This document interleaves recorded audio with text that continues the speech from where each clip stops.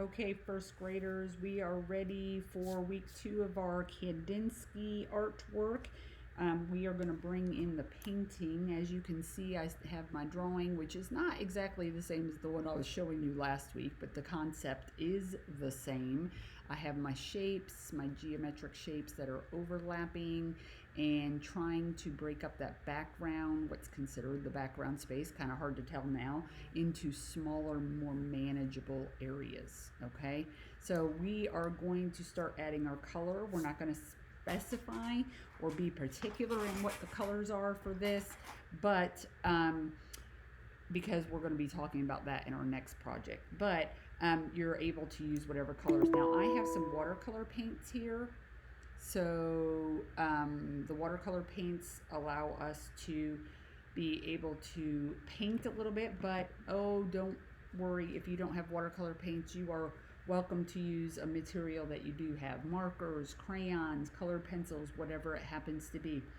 Now I took the time, last week I started outlining my shapes with black Sharpie, and that's perfectly fine if that's what you've done up until this point, no worries. But I'm gonna give a suggestion, even if you have done Sharpie, to go over it with a crayon, and I'm gonna explain why. Crayons are made of wax, and wax is a resist to water. So it's going to help from the colors getting into the other shape areas. So if you want to take a minute and do that, stop the video and go ahead and go over those lines one more time.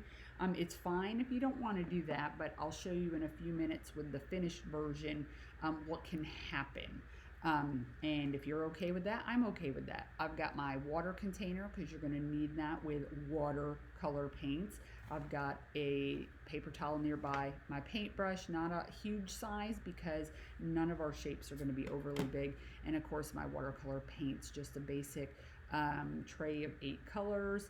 I'm going to stay away from these neutrals down here at the end because they tend to be very taking over. They become overbearing and want to take over your painting. So we want to keep it kind of colorful with our other 6 colors here. Now, when you start this process with watercolor paints, I want you to think of watercolor painting like painting with colored water. If we wanted to just paint with the paint, we could use tempera paint because it's already in liquid form. Watercolor paints are not. So I'm going to choose a color, whatever it happens to be, and I'm going to start out by adding kind of a little pool of water to the top. And as I'm adding that, it is kind of mixing with the paint, and it's giving me that colored water that I need to be able to work from. So I don't want it dripping off my brush. I'm gonna kind of choose a shape to start with, and remember, no bad hair days, first graders. I like to think of paint just like I would a drawing tool. If I were using crayon, I always kind of outline the interior edge of the shape first, and then I like to fill because it makes the filling go quicker. So I'm being careful to use a back and forth motion. Now, what the wax is going to allow you to do is to resist going beyond that point. Even if you got onto the crayon a little bit, it's going to resist going beyond that point. Now, instead of rinsing out and going to a new color every single time, I'm going to go ahead and I'm going to paint at least 5 shapes in that first color, and I'm going to spread them around to balance out the colors.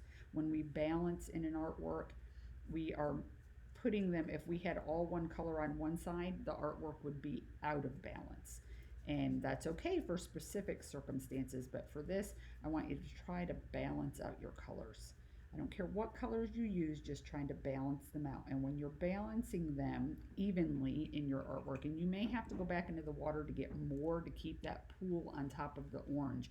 I'm not putting the colors right next to each other. That's also doing something else. It's allowing the color to dry up a little bit before I switch and possibly paint right next to that color. Again, I'm going to show you what happens if you don't have that sort of crayon wax resist. I'll show you here in just a couple minutes. I'm going to do a few more shapes because I have quite a few, maybe some smaller ones, some larger ones, but they're balancing out. I feel like I need, in order to balance, I need something up here in this upper corner. So I'm going to do kind of this, whoops, I did get into that shape a little bit. Miss Waters probably, I'm trying to be quick for the sake of the video, but if you guys slow down a little bit, it's going to allow those little mistakes not to happen. I'm going to let that dry completely there before I try and put another shape. Now I've already done 5, but you know what? Why not 6? Now, if you find a little bit later on that you want to add more orange or whatever color, you can always go back to it, but I find this is going to save you time overall because you're not rinsing out your brush in between every single little thing, okay?